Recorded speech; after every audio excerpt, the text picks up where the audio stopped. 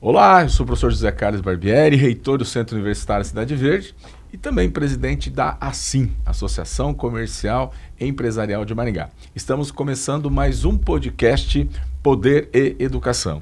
E tenho a honra de receber um profissional com trajetória de destaque, tanto na iniciativa privada quanto agora no setor público.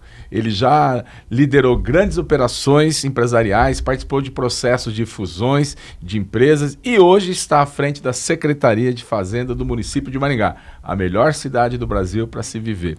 Além disso, para fazer negócios e também para criar os nossos filhos. O nome dele é Carlos Augusto Ferreira. É engenheiro industrial mecânico com MBA pela Universidade de Boston, acumula mais de 30 anos de experiência em grandes empresas, tanto nacionais quanto multinacionais, como a Telefônica, como a Brasil Telecom, Unibanco e também a Price.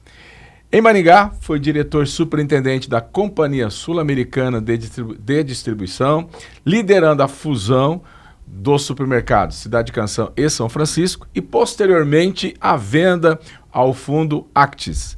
Também atuou como CEO do Grupo Santa Rita, conduzindo a venda ao banco Pátria Atena Saúde. Assumiu em janeiro de 2025 o desafio de comandar a Secretaria da Fazenda de Maringá, contribuindo para o equilíbrio fiscal e o desenvolvimento de nossa cidade. Carlos Augusto, seja muito bem-vindo ao podcast Poder e Educação, que ele é dirigido para os nossos alunos, a nossa comunidade, hoje mais de 165 mil alunos distribuídos aí pelo Brasil e por mais 6 países, como Japão, Portugal, Espanha, Inglaterra, Bélgica e Estados Unidos. Muito obrigado, presidente. É um privilégio estar aqui com vocês e aí com essa audiência tão qualificada. Obrigado pelas gentis palavras, eu espero contribuir com vocês. Nossa, é um grande prazer receber você e eu acredito que a gente vai poder bater um papo falando um pouco dessa tua rica experiência executiva, em aquisições, em fusões, bem como também agora a experiência no setor público. Então vamos começar falando então o início aí da sua trajetória, né? Começando falando então, conte um pouco da sua formação, você é engenheiro, né? Os primeiros passos que você teve na carreira e se já tinha o objetivo de atuar na área de negócios e na área de gestão, porque hoje nós sabemos que muitos que atuam nessa área, também na financeira, que é o seu caso, são engenheiros, né? Então, Barbieri, história engraçada, né? Família judia, meu pai queria que eu fosse economista, minha mãe queria que eu fosse médico, eu queria ser engenheiro. Então eu fiz 3 vestibulares, passei nos 3 e falei, posso fazer o que eu quero? E eles me permitiram estudar na FEI, na Faculdade de Engenharia Industrial em São Bernardo do Campo, né? E aí eu segui ali o desenvolvimento e o conhecimento da lógica, né? É isso que traz muito o engenheiro para o mercado financeiro, o desenvolvimento da forma lógica cartesiana de ser. E obviamente assim que eu concluí os meus estudos, meu primeiro emprego foi a Volkswagen do Brasil, e eu não caí numa área de técnica de engenharia, e sim numa área de planejamento. Então isso já começou a trazer para mim os primeiros conceitos que eram fundamentais assim, para a gente olhar sobre a perspectiva financeira as plantas industriais. Que legal. Meu filho também estava na dúvida, se fazia administração, se fazia engenharia. Eu falei assim, quer um conselho? Faça engenharia. Ah, mas engenharia vai te dar exatamente essa observação que você teve, né? O pensamento racional, da lógica, e a gente precisa, à frente dos negócios, que estas características sejam muito desenvolvidas, né? Isso foi muito importante para mim, porque eu senti que ali é que estava o meu dom, né? Tanto que muito rapidamente, com 24 anos, eu era gerente na América Latina para desenvolvimento e performance das plantas. Então isso me levou para Wolfsburg, na Alemanha, onde eu tive a oportunidade de aprender um pouco mais, Estados Unidos, México, Brasil, numa época em que voar para fora do Brasil era meio utópico, ainda mais para um garoto como eu de família humilde. Então foi muito importante esse encontro do nosso dom com a oportunidade. Que joia. Carlos Augusto, você atuou em grandes corporações, participou de processos complexos como fusões e também aquisições. Como foi a experiência de liderar a fusão da companhia CSD aqui de Maringá, né, na nossa cidade. Supermercado Cidade Canção, com o Supermercado São Francisco. Hoje já é o Grupo Amigão. E depois a venda que você acabou conduzindo, né? Desde que eu vim para cá, eu observei que o mercado de Maringá estava se apertando. E dois grandes players estavam ali. O São Francisco, por um lado, e o Cidade Canção. Salvo engano, um com 16 lojas e outro com 12 lojas. E eu percebi que esse confronto destruía valor. Então, nós resolvemos estimular cada um dos lados a vamos pensar juntos e fazer uma fusão que a gente é mais forte. E eu senti que tinha valor de mercado nisso. Então, não foi fácil, duas famílias, dois modelos de negócio, dois pensamentos distintos. Italianos e portugueses. Mas os dois muito empreendedores, né? As duas famílias, são 4 irmãos para um lado, 4 irmãos para o outro. E aí começamos a partir da fusão. A CSD foi criada nessa época, ela não existia, ela foi criada em 2009. Né? Nós criamos a CSD para ser a holding, para congregar esses interesses. E eu já estava conversando com o fundo Actis. A CSD foi o primeiro investimento da Actis no Brasil. E foi feita uma venda minoritária, inédito, ir para Maringá para participar de uma operação de duas empresas familiares. E foi bem interessante, entrou com governança, concluímos o trabalho, aí eles deram sequência, o Carlos foi um bom CEO. E não sei se você sabe ou não, o ano que vem, o ano passado, nós vendemos de novo, né? Só que dessa vez para o Pátria. Exatamente, fiquei sabendo, claro. Então foi sensacional. Eu acho que a parte mais importante, principalmente para a audiência, não é a parte técnica numa fusão, mas é muito mais acomodar pessoas, interesses e perfis, né? Cada um tem o seu jeito independente de ser. Como é que você harmoniza isso numa nova sociedade? Quanto de inteligência emocional você precisa depositar para trazer uma convergência de interesses? Não só dos interesses do negócio, que esses são mais óbvios e aritméticos, mas também os ideológicos. Isso funcionou bastante bem. As famílias conseguiram se concatenar de uma forma muito positiva e sinérgica. Na minha apresentação eu falei para vocês que estou como presidente da Associação Comercial de Maringá. E o Carlos Tavares, que ficou como CEO, e o Jefferson Nogaroli, que ficou no conselho, eles também foram presidentes da Associação Comercial. Eu acredito que essa visão associativista de que se unir vamos mais longe, né, acho que pode ter contribuído, porque as duas famílias são empreendedoras, mas as duas famílias também têm assim, participação decisiva na nossa cidade para tornar Maringá o que ela é hoje. Melhor cidade para se viver, melhor cidade para criar os filhos e também para fazer negócios, né? Não tenha dúvida que isso... Eu tenho 32 M&As no meu histórico e quase todos eles em empresas familiares. Definitivamente essa cultura aqui do maringaense de se associar, do cooperativismo, que também é tão forte, contribuiu sob maneira para o sucesso desse negócio. Que legal. Você também, posteriormente, liderou a venda do Grupo Santa Rita, hospital grande da cidade, né, uma referência, ele é referência em algumas especialidades. Quais aprendizados esses processos trouxeram, tanto do ponto de vista técnico, quanto também humano? Ali é muito mais complexo, que ali, além de uma sucessão familiar, nós tivemos que fazer uma cisão de uma sem fins lucrativos com fins lucrativos. Nunca havia sido feito isso no Brasil, foi o primeiro case, foi Maringá, né, com sucesso e com aprovação das autoridades fiscais. E aí a preparação para a entrada no Grupo Atena, que é do Pátria. Foi uma grande luta, porque a indústria da saúde é muito louca, né? É muito diferente, são micronegócios dentro de um negócio só, né? Bem diferente do varejo. Mas foi bem interessante alinhar médicos, alinhar pessoas chaves dentro da organização e hoje estão ocupando posições de destaque no Grupo Atena.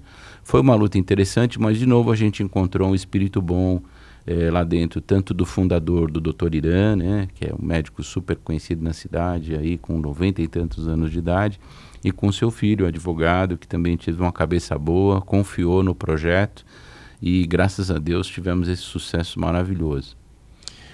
Carlos Augusto, a gente sabe que trabalhar com aquisições e fusões não é para todo mundo.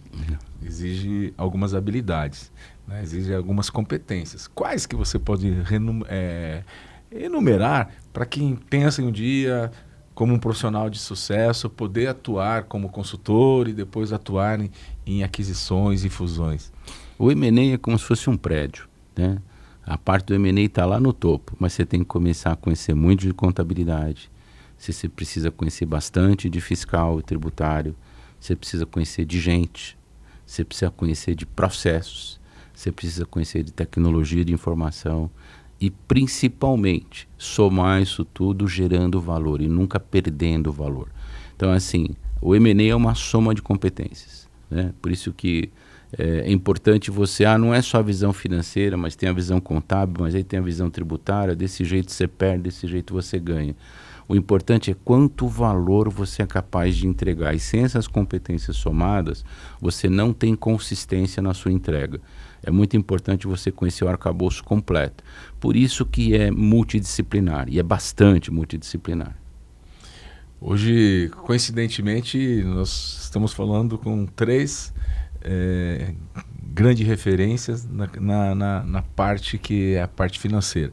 Recebemos o Luiz Agita, presidente do Cicobi Metropolitano. Recebemos o Hélito Ferreira, presidente da Sicredi Dex, que é outra cooperativa referência aí no Brasil todo. E agora você.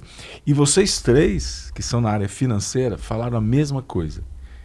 Pessoas, processos e gente. Ou seja, pessoas, processos e tecnologia. Então, pessoas, processos e tecnologia estão hoje nas grandes empresas, estão na mente dos grandes executivos. E é realmente isso que nós precisamos, né? Primeiro as pessoas, os processos têm que ser desenvolvidos, têm que ser seguidos, porque as pessoas podem mudar, mas o jeito de fazer não pode. E a tecnologia acaba sendo um meio para tudo isso quando a gente fala de negócios, né? Sem dúvida.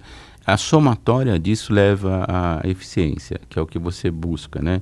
Por que você junta duas empresas? Porque você quer ganhar escala. E o que é a escala? É a conta de divisão. Quanto maior o denominador, melhor é a resultante. Então, eu acho que é importante coincidir essa prática matemática, porque sem pessoas a equação não se fecha. Ela fica no meio do caminho, ela fica no PowerPoint. Eu digo para você que esse enteado teórico para a execução é a grande chave do negócio. Fazer a execução é a chave do negócio e sem pessoas não se faz. Perfeito. Você, uma grande referência aí na aquisição e fusão. Quais são os próximos negócios aqui no Brasil que você acha que terão aquisições, terão fusões, os M&As irão acontecer? Eu não tenho... É difícil falar de futuro, né? Porque a gente não tem, na realidade, futuros acontecendo. Né? Porque hoje, em questões de segundo, muda tudo, né? Como eu continuo sócio do banco, a gente discute todos os meses os trends, ou seja, quais são as tendências e quais são os mercados que são mais, vamos dizer assim, talhados aos processos de fusão e aquisição, que são escaláveis, né? Que têm potencial de escala. Eu não tenho nenhuma dúvida que a educação volta para a onda. Ela já teve uma onda muito grande no Brasil, mas ela volta de novo, porque o paradigma mudou bastante, né? Entre presencial e remoto. Até porque você vai ter uma forçação de barra chamada reforma tributária, que vai fazer esse setor se reinventar, né? O que era bom até então, talvez não seja tão bom lá na frente. Esse eu acho que que eu não tenho muita dúvida que vai acontecer. E vai acontecer mesmo. Eu acho que parte das indústrias de transformação, por uma questão muito simples, para você competir com players globais, você vai necessariamente ter que melhorar a sua escala. E, de novo, a reforma vai propiciar isso, mas se você não for escalável, você vai perder em preço. E como é que você chega ao mercado? Né? Que eu acho que isso é algo super importante. E no mercado de tecnologia, eu acho que esse ônibus está muito cheio. Tem gente demais fazendo a mesma coisa, isso destrói valor, não constrói valor. Perfeito. E falando do nosso negócio, que é a educação, tem mais um fator, que foi o marco regulatório que o presidente publicou em abril. Então, esse decreto presidencial, ele veio dizendo mais ou menos assim, olha, aqui a distância não tem muita qualidade, então nós vamos atuar para melhorar a qualidade. E com isto, vieram muitas regulamentações. No Brasil nós tínhamos presencial, a gente chamava de híbrido, de semipresencial, a gente chamava de blend e a educação à distância. Mas não, esse aqui do meio não tinha uma definição clara. O que que era? Hoje, então, está definindo o que é o semipresencial. E nessa semipresencialidade, vai se exigir dos polos, hoje nós temos mais de 800 polos, que os polos sejam uma pequena faculdade. Então, de novo, você tem razão, porque vai ficar difícil. Você não vai ter como muitas vendendo, ofertando os mesmos serviços. Eu não tenho dúvida. Você tem que ter os diferentes não caminhando como iguais. Como eu disse, o que era bom antes, não, hoje, não vai ser amanhã. É porque o processo transformacional nessa indústria vai exigir uma revisão. Ou seja, o orgânico passa a ser importante de novo para introduzir o elemento qualitativo. Isso que você está colocando, eu vejo que vai acontecer rápido. E aí, para que isso fique barato, você precisa ser grande. Para ser grande, você tem que fazer M&A de novo. Exatamente. Então, essa equação é uma equação que sempre caminha nessa direção. Sozinho é caro. E aí vai refletir no preço que você cobra do aluno. Como é que você continua competitivo? Você tem que ser grande. Você tem que voltar a escalar de novo. Perfeito. Agora eu quero falar um pouquinho do setor público. Você entrou agora, né? Teve aí o convite do prefeito, você aceitou ano passado, em 2024. Você já chegou fazendo diferença, já chegou ganhando prêmios, né? São 3 prêmios que vai poder falar daqui a pouco. Então você assumiu a Secretaria da Fazenda, né? O que te motivou a aceitar sair do setor privado, da livre iniciativa e aceitar o desafio de estar no setor público? É curioso, né? Eu, apesar de morar aqui desde 2008, eu nunca tinha votado em Maringá. E o ano passado foi a primeira vez que eu votei em Maringá. Curioso, né? Curioso. E passei para o Silvio. Falei, Silvio, é a primeira vez que eu estou votando aqui, e eu estou votando em você. Né? Muito mais no intuito de animá-lo, né? Porque era uma volta, né? Uma tentativa de volta, né? Mas o que mais me levou a aceitar o convite, que foi inusitado e do qual você tem grande responsabilidade, é devolver um pouco para a cidade de tudo que ela me deu nesse período. Não é muito justo você ter desfrutado de uma cidade e não ter dado nada, né? Eu comecei isso na Assim, tive o privilégio de estar com vocês ali, adorava todas as nossas segundas-feiras ali, porque eu me sentia contribuindo, devolvendo alguma coisa para a cidade, mas eu acho que estava na hora de fazer um pouco mais e talvez fechar a carreira nessa direção. Eu nunca pensei na minha vida em nada nem parecido com isso, né?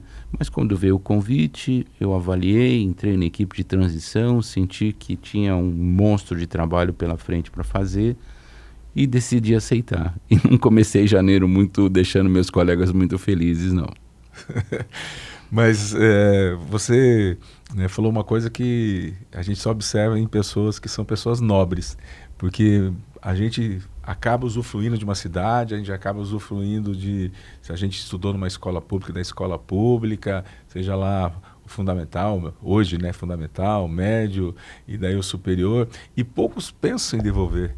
Se a gente não devolve, se a gente não contribui com todo esse sistema, ele pode colapsar, né? Ele pode deixar de existir. Então, realmente, você não é a primeira pessoa que participa aqui do Poder e Educação que fala disso, da importância de contribuirmos como pessoa física para o município, para o estado, porque a gente usufruiu e está na hora da gente devolver um pouco, né? E, sinceramente, Barbieri, quando nós olhamos os números, a gente sentiu...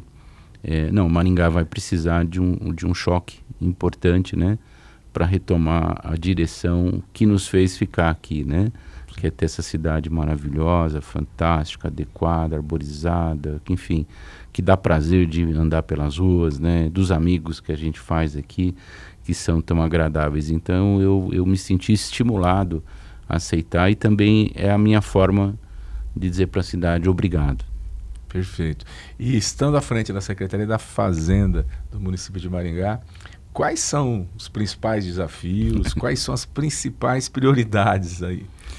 A Fazenda, para que o nosso ouvinte compreenda, ela é como se fosse o banco do fomento da prefeitura.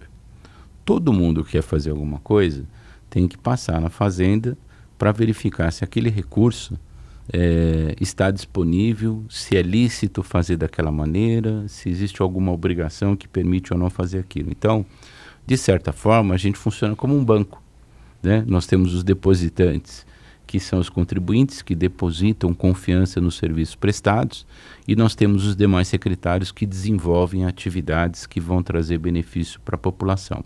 Então, nosso papel é como se fosse um banco social, né? A gente faz esse processo de gerenciar isso lá dentro.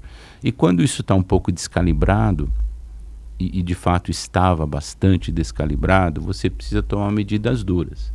E a medida mais dura para qualquer um é dizer não. Eu preciso, difícil, mas necessário. Necessário. Ou também ter que colidir com leniências que não ajudam a contribuir para que esse processo evolua, do tipo cobrar. Cobrar também é horroroso, né? Mas a cidade foi muito leniente com alguns devedores, né? E a gente está tratando o devedor como deve ser tratado. Até porque, quando eu estou cobrando alguém que deve, eu estou trabalhando para você. Porque você está pagando mais para ter menos. Exatamente. E alguém está usufruindo do que você pagou e não pagou o outro lado. Então isso não é justo. A justiça fiscal passa necessariamente para receber o que é devido, para devolver para quem pagou. Essa é a necessidade que a gente tem como Secretaria de Fazenda. Trabalhar na justiça fiscal, no melhor emprego do recurso, né? No zelo constante a isso, de uma forma simples, clara e transparente. Então, a primeira coisa que eu tive minha primeira medida na segunda semana foi cortar 80 milhões de reais do orçamento de todo mundo. Com certeza não foi uma tarefa fácil. Não. Mas eu quero destacar uma atividade que você fez que me chamou bastante atenção. Fui procurado pelo Marco Antônio, que é o teu colaborador lá, o teu servidor-chefe da fiscalização, dizendo que precisava de uma ajuda da associação comercial. Eu falei, mas qual é a ajuda? Não, a gente quer montar uns banheiros, que são banheiros que vão servir de modelo. Banheiros que tenham acessibilidade, que as pessoas poderão vir à prefeitura ou poderão estar vendo esse banheiro numa faculdade, e daí vai ficar muito mais fácil para quem está construindo, seja lá o construtor, o arquiteto que está desenhando, o engenheiro que está executando a obra, como deve ser um banheiro de acessibilidade. E daí, naquele dia que foi lançado esse projeto, o banheiro pronto, todo mundo podendo observar, o prefeito projeta uma foto que mostra, né, como aquele banheiro era necessário, aonde na foto existiam 4 lugares aonde o suporte da pessoa com deficiência, né, pega, e ele naquele momento ele falou, olha, ou vocês que são fiscais, né, se atentam a isso, porque o empresário ele gera emprego, gera renda, e ele não está podendo trabalhar porque a fiscalização falou uma coisa.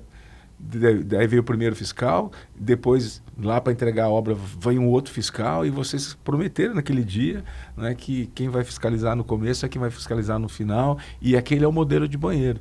Então, uma coisa parece tão simples e tão lógica, mas que estava travando toda aí, né, a operação. Muitos empresários não estavam podendo funcionar por causa que a acessibilidade não estava sendo atendida, né? Falar com um professor sobre isso deixa a gente assustado. Você precisa ser didático. Exatamente. Porque se você é didático, e é o óbvio, né?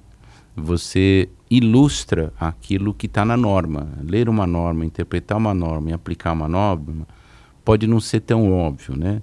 Então, quando você exemplifica, olha, é assim, você vai com a sua trena lá, se você fizer isso aqui, está aprovado.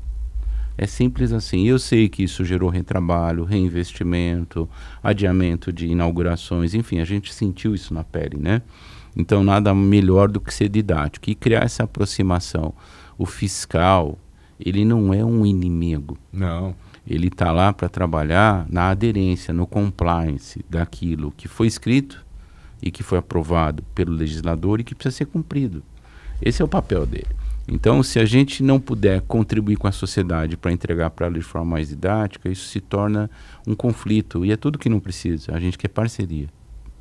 Então, os nossos parabéns, né, do setor produtivo, porque foi aparentemente simples, mas muito didático, que envolve o engenheiro, o arquiteto, o proprietário da obra, e envolve também, né, outros órgãos, não só, né, a prefeitura, mas vem aqui, tira essas dúvidas, executou, vai ser aprovado. E está lá para quem quiser ver. Exatamente.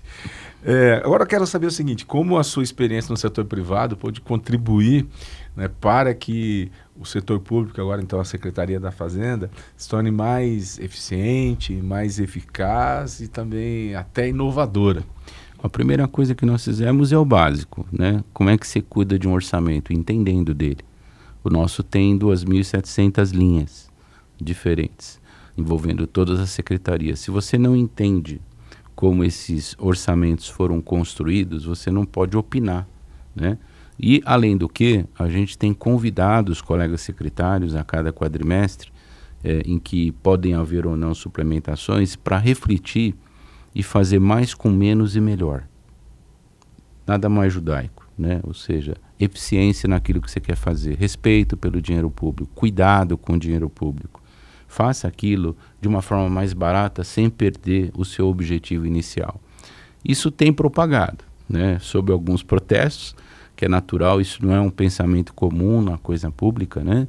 A gente não pensa em lucro, mas a gente tem que pensar em superávit para poder alavancar recursos, para poder continuar levando uma missão adiante. É muito parecido, traçando um paralelo, né? No privado você está preocupado com EBITDA, com lucro, com dividendo. Aqui não. Aqui a gente se preocupa com superávit, dividendo social, o que nós podemos entregar de melhor, mais seguro, continuamente. É isso. E a gente tem que tomar um cuidado muito grande na máquina pública, que é uma experiência que vem do privado. Se o custo cresce, o investimento diminui. E toda vez que você cai na cilada do custeio, você se machuca no investimento. Então a gente está trabalhando numa dosimetria de ajustar também uma máquina mais leve para ter uma capacidade de investimento para a cidade que vai precisar de uma nova matriz econômica. Nós não temos dúvida disso. A reinvenção de Maringá, que é uma cidade sempre projetada, passa pelo advento da reforma que vai querer uma matriz nova. E nós não podemos nos furtar como público de contribuir com isso. Perfeito. Augusto, estamos quase chegando no final, eu gostaria de falar agora sobre, assim, para você, na sua visão, a importância da educação, a importância, né, de ter propósito e deixando aí uma mensagem para os nossos mais de 160 mil alunos. Então, aqui na UniCV, nós acreditamos que a educação é o ponto de partida para transformar vidas. Qual o papel da sua formação na construção da sua trajetória?